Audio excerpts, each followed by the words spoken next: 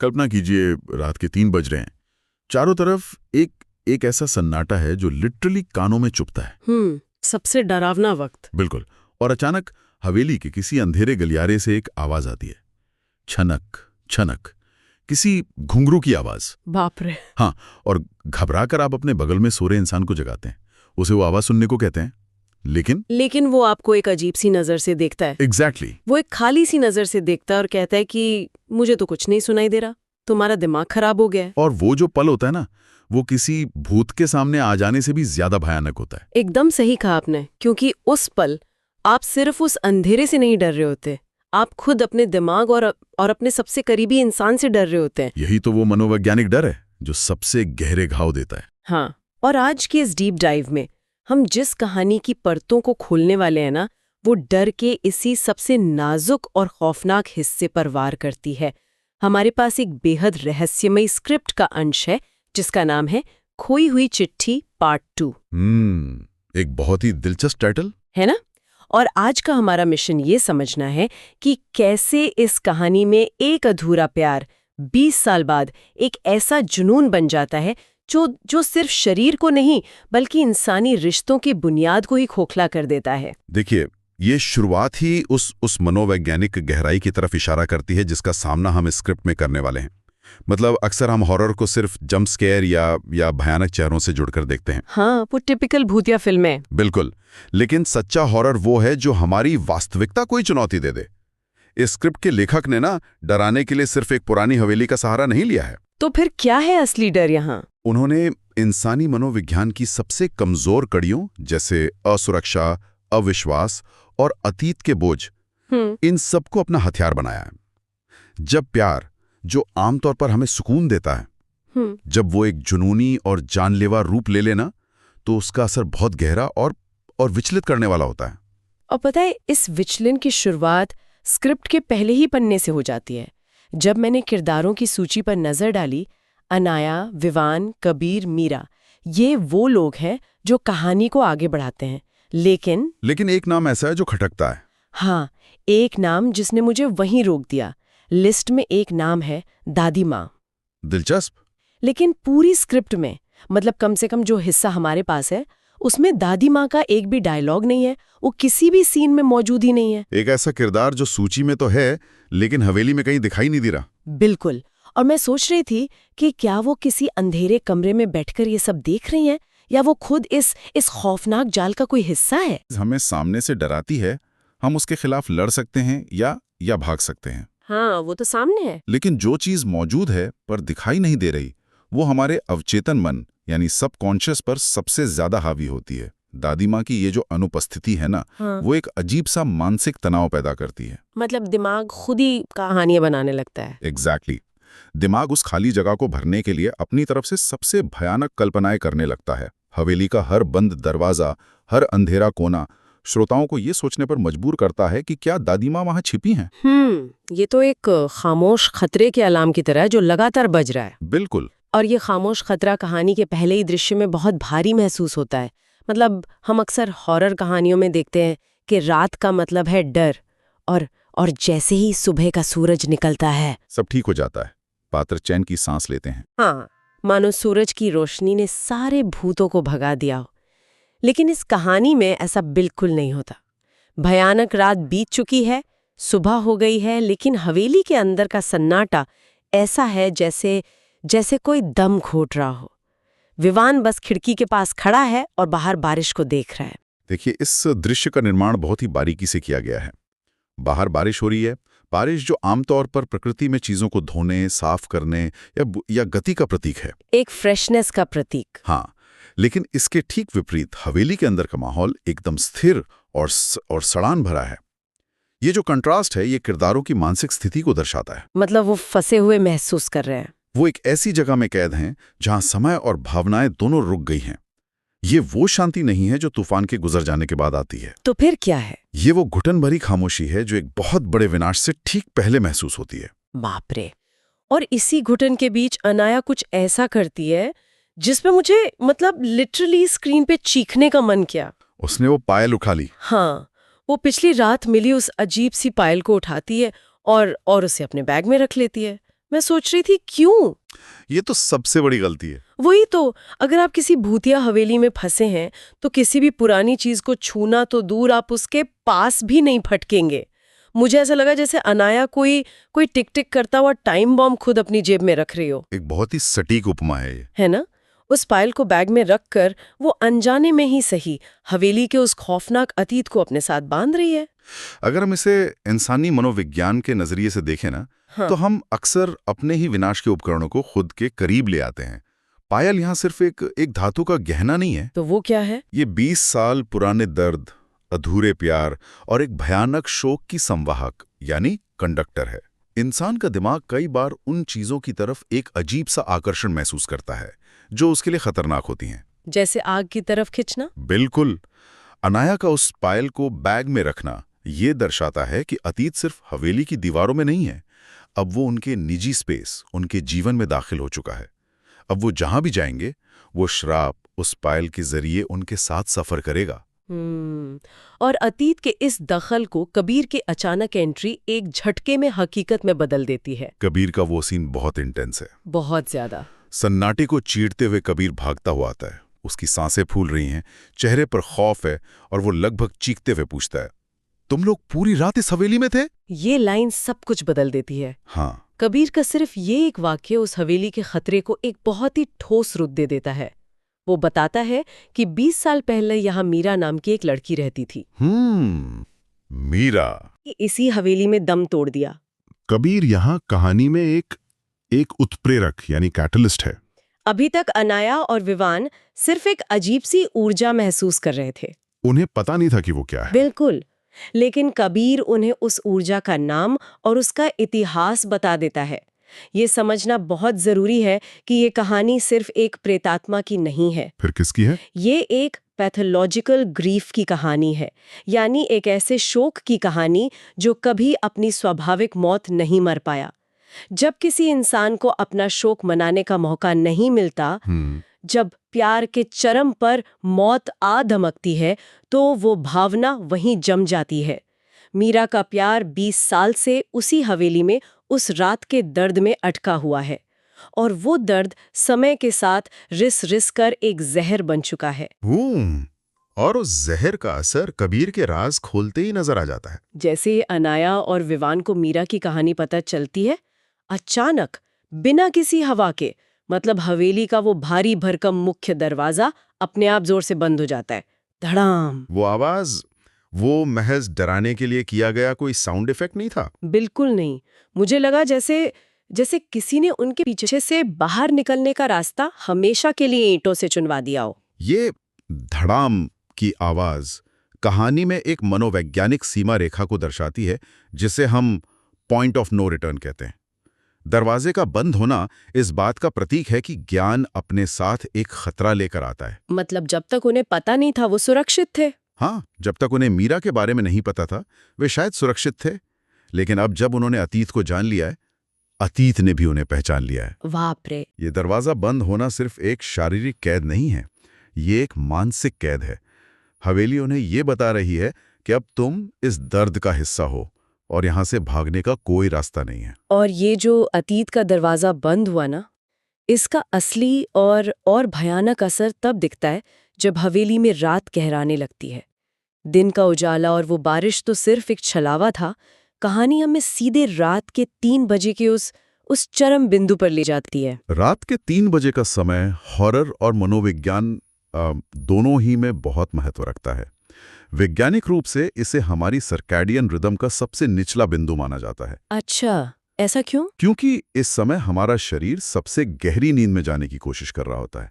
हमारा तापमान गिर जाता है और हमारे दिमाग की जो रक्षात्मक प्रणालियां हैं वो सबसे कमजोर होती हैं। इसीलिए शायद इसे विचिंग आवर भी कहते हैं ना? बिल्कुल, इसे विचिंग आवर कहा जाता है क्योंकि इस समय दिमाग भ्रम और वास्तविकता के बीच का फर्क आसानी से भूल जाता है।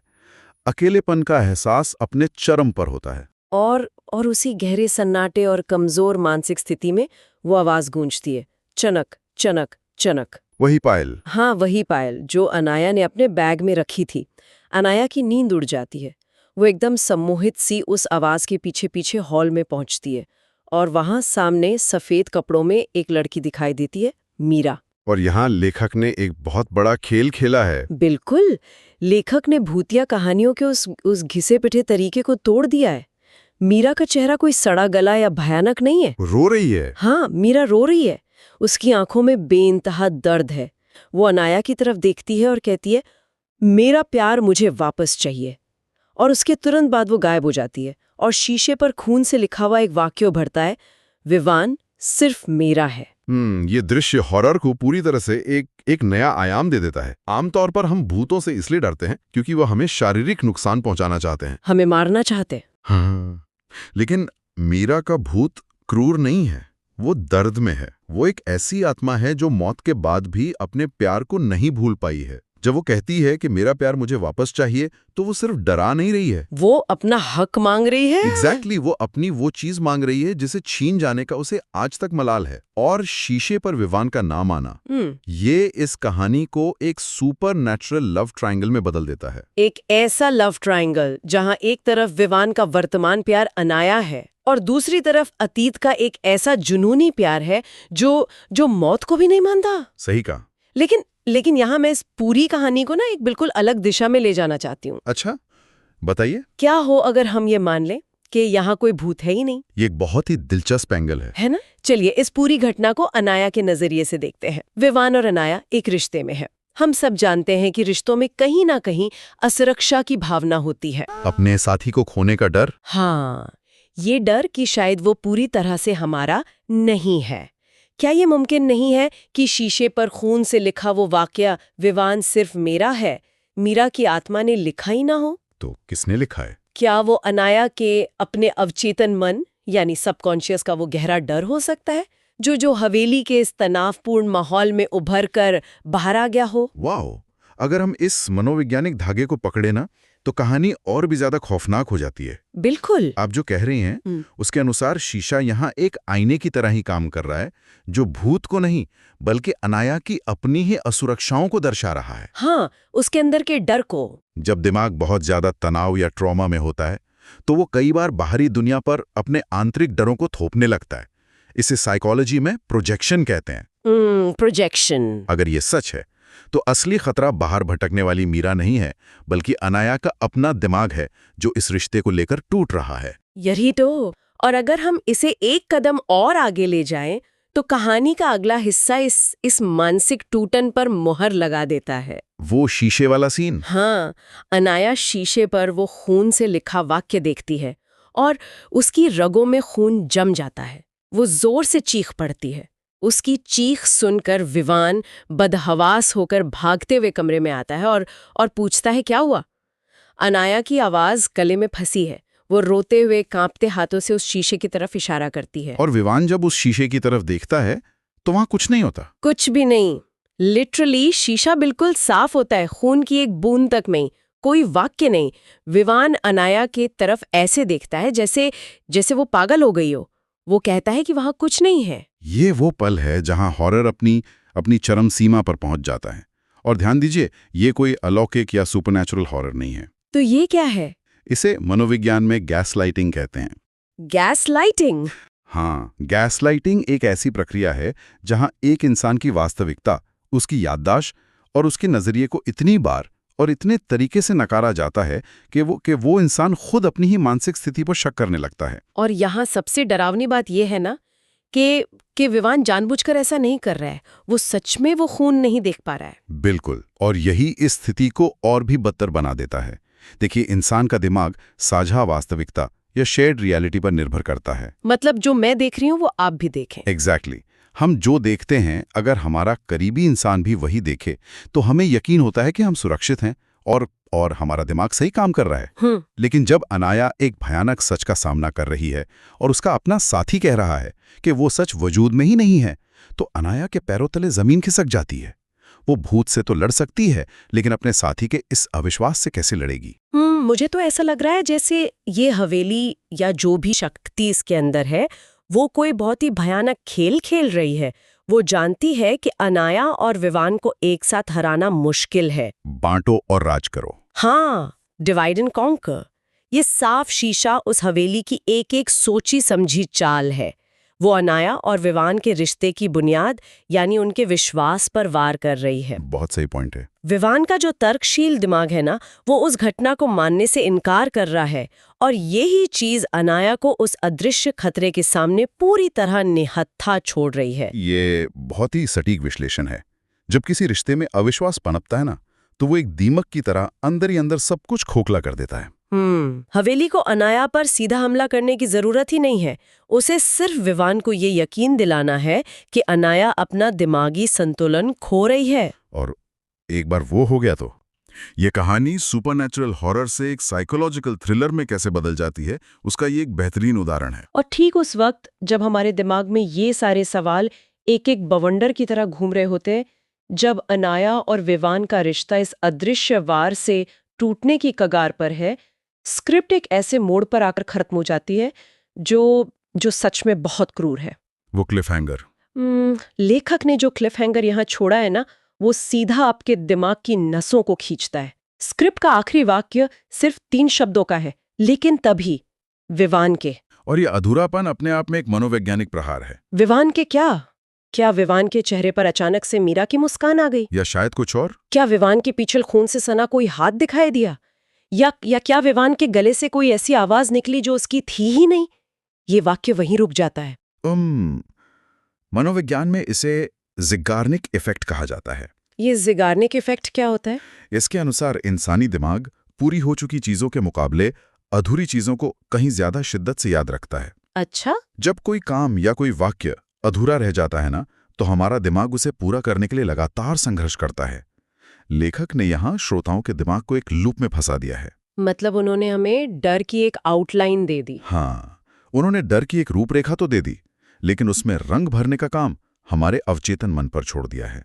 और सच तो यह है कि इंसान का दिमाग जो डर खुद पैदा करता है ना, वो किसी भी लिखी हुई कहानी से कहीं ज्यादा खौफनाक होता है। बिल्कुल। तो अगर हम इस पूरी स्क्रिप्ट के अंश को एक साथ रखकर देखें, तो ये बात एकदम साफ हो जाती है कि खोई हुई चिट्ठी पार्ट 2 सिर्फ एक पुरानी हवेली और भटकती आत्मा की कहानी नहीं है। बिल्कुल नहीं। ये असल में इंसानी भावनाओं के सबसे गहरे और सबसे दर्दनाक हिस्सों का आईना है। ये दिखाती है कि अधूरा प्यार सिर्फ एक रोमानी ख्याल नहीं है, बल्कि वो एक ऐसा जहर बन सकता है जो पीढ़ियों को बर्बाद कर दे। ये इस बात का भी बहुत सटीक उदाहरण है कि कैसे यादों का बोझ एक इंसान या एक जगह को पूरी तरह से निगल सकता है। मीरा की आत्मा सिर्फ एक प्रेत नहीं है, वो उस अनकहे अनसुने शोक का प्रतीक है जिसे कभी शांति नहीं मिली। हवेली, रात के 3 बजे का समय, पायल की आवाज और वो साफ शीशा, ये सब तो सिर्फ उपकरण है। तो असली कहानी कहाँ है? असली कहानी तो उस इंसान के दिमाग के अंदर चल रही है जो इन चीजों का अनुभव कर रहा है। और यही बात हमें वापस उसी विचार पर ले आती है जहां से हमने शुरुआत की थी। प्यार का वो सुकून देने वाला एहसास जो अब पूरी तरह से एक खौफनाक पहेली में बदल चुका है। बिल्कुल। इस कहानी ने हमें एक ऐसे मुकाम पर लाकर खड़ा कर दिया है जहां हमें ये सोचना पड़ रहा है कि क्या वर्तमान का प्यार अतीत के उस जुनून से लड़ सकता है? बहुत बड़ा सवाल है ये। अगर अतीत की कोई चीज, कोई अतृप्त भावना अपने खोए हुए प्यार को वापस पाने के लिए समय और मृत्यु की दीवार लांघ कर आ सकती है, मेरा मतलब है आ सकती है, तो क्या अनाया और विवान का रिश्ता उस सुनामी को झेल पाएगा? ये सच में एक बहुत ही विचारोत्तेजक सवाल है, क्योंकि इस बार लड़ाई किसी बाहरी दुश्मन से नहीं है, बल्कि एक ऐसे प्यार से है जो मौत से भी नहीं हारा। और शायद उनकी सबसे बड़ी चुनौती मीरा नहीं है, बल्कि वो दरार है जो उस साफ शीशे ने उनके बीच पैदा कर दी है। क्या किसी ने कभी ऐसा महसूस किया है कि आप किसी सच को लेकर बिल्कुल आश्वस्त हों, लेकिन दुनिया का सबसे करीबी इंसान आपकी आंखों में देखकर कह दे कि आप झूठ बोल रहे हैं या पागल हो गए? ये बहुत ही डरावना ख्याल है ना? शायद असली भूत वो है ही नहीं जो उस अंधेरी हवेली के गलियारों में भटक रहा है। शायद असली भूत वो अविश्वास है जो इंसानी मन के सबसे गहरे, सबसे असुरक्षित कोनों में घर कर जाता है। बिल्कुल सही कहा। कि रिश्ते का ही ताबूत साबित होगा। ये तो खैर वक्त ही बताएगा। हाँ, ये कुछ ऐसे सवाल हैं जो यकीनन अंधेरा होने के बाद आपको अपने ही परछाई पर शक करने पर मजबूर कर देंगे। इस स्क्रिप्ट ने यह साबित कर दिया है कि सबसे खौफनाक आवाज पायल की नहीं, बल्कि टूटते हुए विश्वास की होती है। बहुत खूब। सोचिएगा इस बारे में जब अगली बार रात के 3 बजे अचानक आपकी नींद खुले। आज की इस डीप डाइव में बस इतना ही।